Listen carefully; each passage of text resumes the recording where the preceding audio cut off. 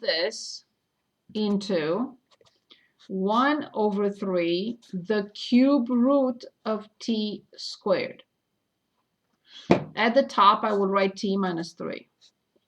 And then minus the cube root of t. And everything over t minus 3 squared. So let's take a moment and look at this. Let it sink in for a moment and tell me if you understand what I just did. It's okay if you say, no, I don't, and I'll explain again.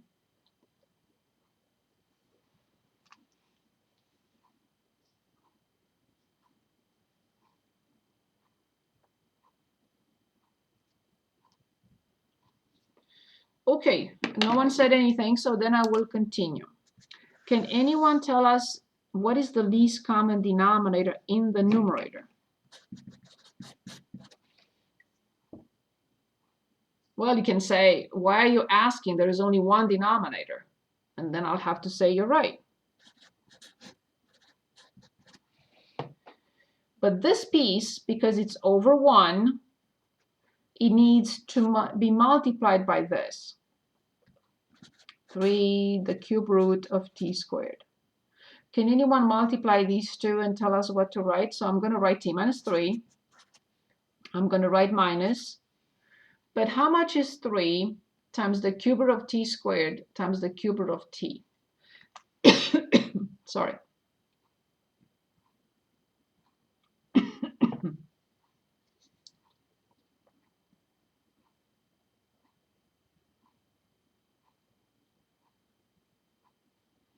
So the question is 3 times the cube root of t squared times the cube root of t. How much this equals to?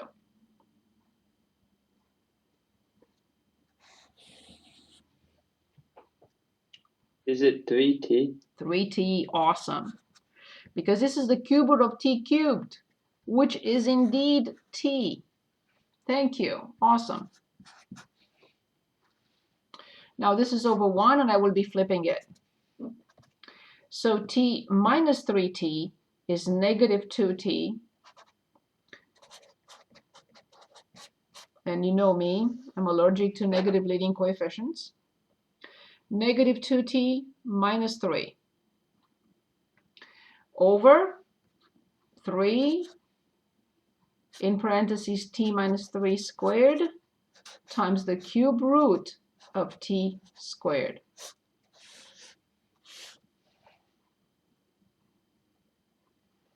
It was a good pick. Thank you. Any questions on this problem?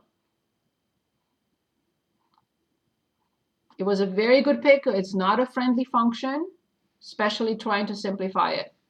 But you'll see how important this is in chapter 4. If we can't do this in chapter 4, then we get stuck. We can continue and solve what we need to solve in chapter 4. Good. It was a good pick again. Thank you. I like to look at, so these are all the same. Find equations of the tangent line and normal line, the same thing, just a different function. Find an equation of the tangent line to the given curve at the specified point. Just the function now is a quotient, that's all. Everything is the same. I like to look at this graph. You choose, and then we'll come back to these.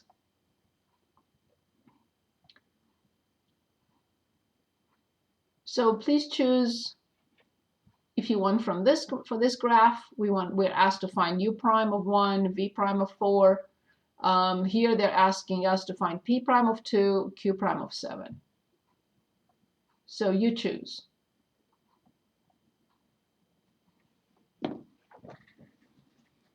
And I'm getting ready to print out what you tell me.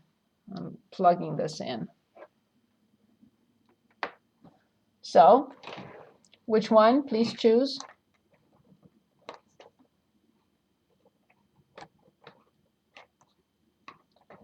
We don't want to choose?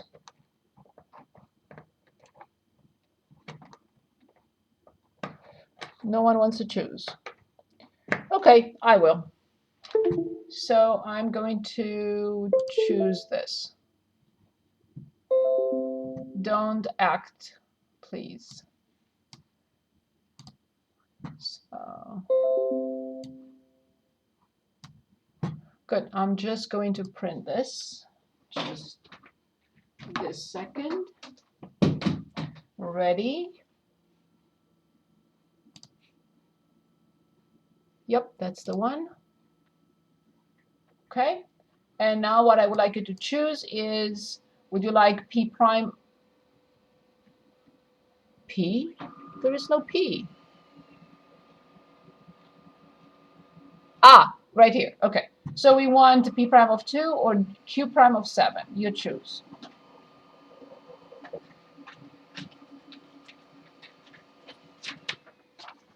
Q prime of 7. Good. So we want Q prime of 7. Awesome. And I'm going to copy what Q is. Q of X is F of X over G of X. Awesome. Thank you very much for picking that. So let's do it. So let me stop sharing. I don't need this. Maybe I should save it so I have it, so I don't have to do it again. Okay. So how do I call this? Where's my keyboard?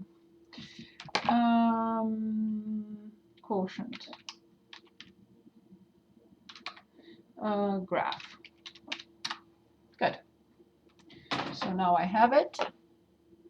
I'm going to stop sharing. Good. So, uh-oh.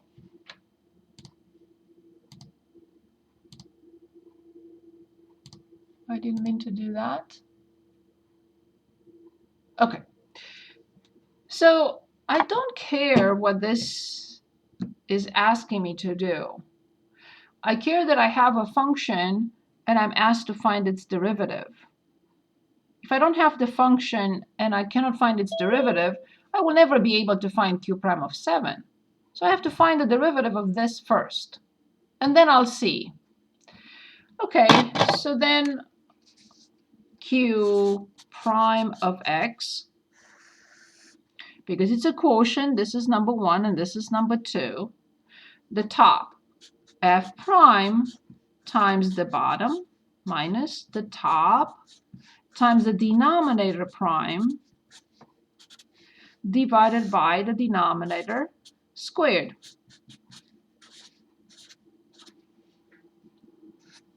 Good. Now I'll say, fine, now it's clear. I'm asked to find Q prime of 7. Okay, so then Q prime of 7 would be F prime of 7 times G of 7 minus F of 7 times G prime of 7 over G of 7 squared. Fine.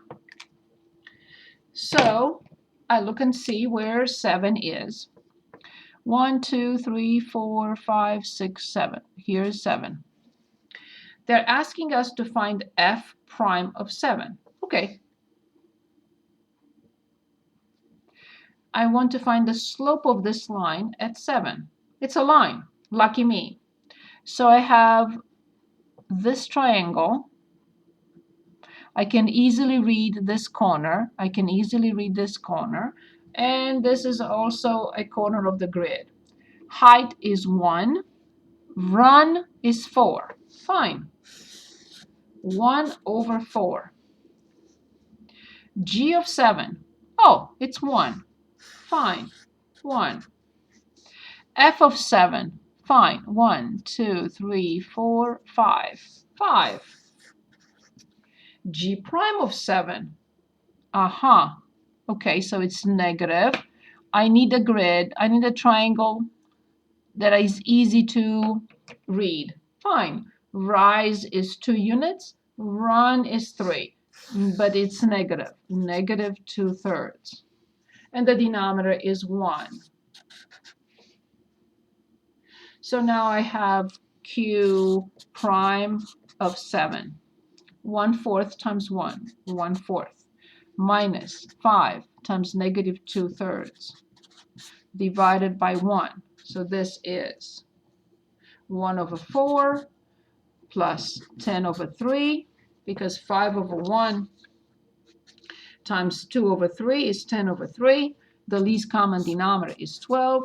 This one needs to be multiplied by 3. This one needs to be multiplied by 4. 40 plus 3, 43. So what is this? For this imaginary function that I don't even know what it is, because I didn't determine the function. But for this imaginary function, I know now that at 7, its rate of change is 43 over 12. Good pick. So first we wrote the formula. And then from the graph, I determined what I needed. If I'm asked to find g of 7, then I find g of 7. If I'm asked to find f of 7, that's fine. I find f of 7 as being 5. But now I'm asked to find f prime of 7, which means the rate of change at this point. So I form a triangle that is easy to read, for which I can determine easily the rise and the run, 1 over 4. And then the same thing for g prime. But in this case, it's decreasing. The function is decreasing, so then the slope will be negative. When the function is increasing, the slope will be positive, 1 over 4. Small, but positive. But the function is decreasing, so then the slope is rise 2 over 1, 3. And then I perform the calculations, and I get 43 over 12. Any questions on this? Any questions? Okay, back. Let's look at any of these. One of like that, or anything you'd like to pick. We are only practicing the quotient and the product. That's all we're doing here. Nothing else.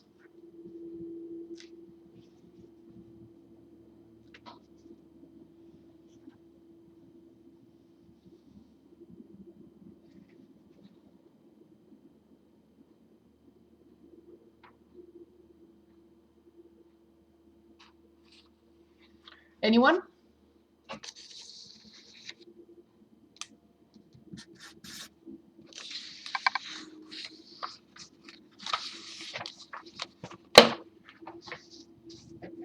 Okay, I will. Thank you for your vote of confidence. I'm going to choose this one, D. So we have h of x equals g of x over f of x plus g of x. And no, you cannot simplify. And then we're told we're given f of 4 is 2, g of 4 is 5, f prime of 4 is 6, g prime of 4 is negative 3, and they want us to find h prime of 4. Fine. Okay. What do I have to find first in order to determine h prime of 4?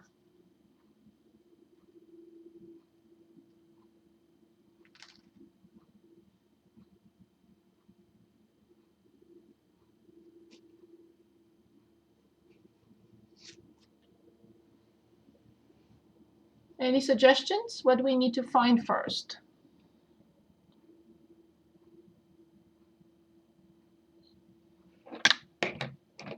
H of x? H prime. We do have h of x. This is given to us. So we have to find h prime of x. Because I cannot plug in 4 if I don't have the function. I need h prime in order to plug in 4. I know it's a quotient. I have to square the denominator, but not actually square it, leave it alone. So now I have, this is function 1, and all this is function 2. Top prime times function 2. Minus from the formula. Top, leave it alone, times the denominator prime. So how do I write the denominator prime here? Can anyone give us that?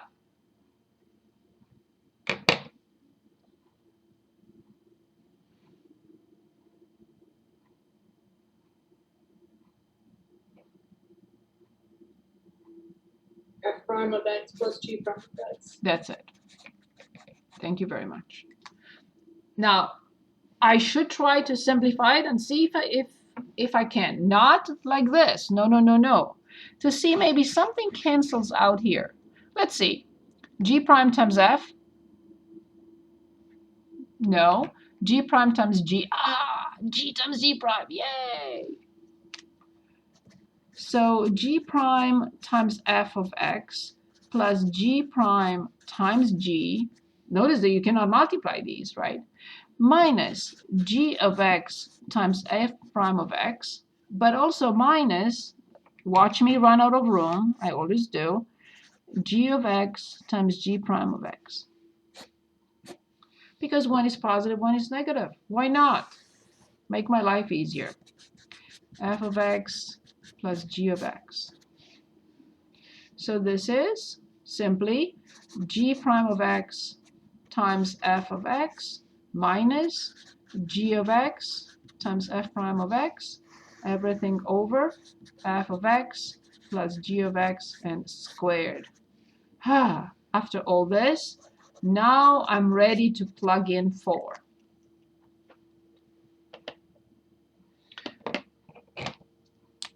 So I plug in 4, 4, 4, 4, 4, 4. So f of 4 plus g of 4 squared, g prime of 4 times f of 4 minus g of 4 times f prime of 4. And that's it. F of 4, 2. G of 4, 5. So this is 2 and this is 5. F prime of 4, 6. G prime of 4, negative 3. So I have negative 6 minus 30. Negative 36 over 7 squared, which is 49. So negative 3 times 2, negative 6. 5 times 6 is 30. Negative 6 minus 30, negative 36.